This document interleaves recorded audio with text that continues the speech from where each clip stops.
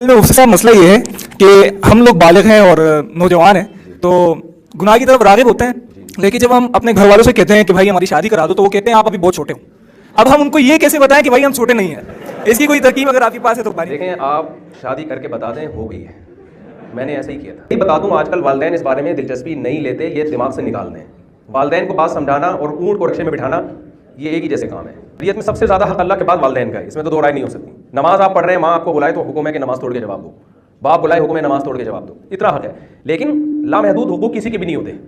ऐसा नहीं है कि कोई उसको हुकूक की बाउंड्री नहीं है और उनको आपको शरीयत ने ऐसा गुलाम बनाया कि अब आपकी अपनी मर्जी वही में वालिदैन ज़बरदस्ती नहीं कर सकते। इसी तरह निकाह भी इंसान का, लड़की हो या लड़का हो, दोनों का बुनियादी हक़ है, तो इसमें वालिदैन रोक नहीं सकते इंसान को। हाँ, फ़र्क ये है कि लड़की को निकाह करने के लिए तो माली वसाइल की ज़रूरत नहीं है, उसकी सारी जिम्मेदारी शौहर पर है। मर्द के लिए मसला ये है कि जब तक उसके पास पैसे नहीं होंगे, वसाइल नहीं होंगे, तो निकाह कौन करेगा उससे? तो आप अर्निंग करना शुरू कर दें और शादी कर लें। आप बता दें अब्बा को कि हो गई।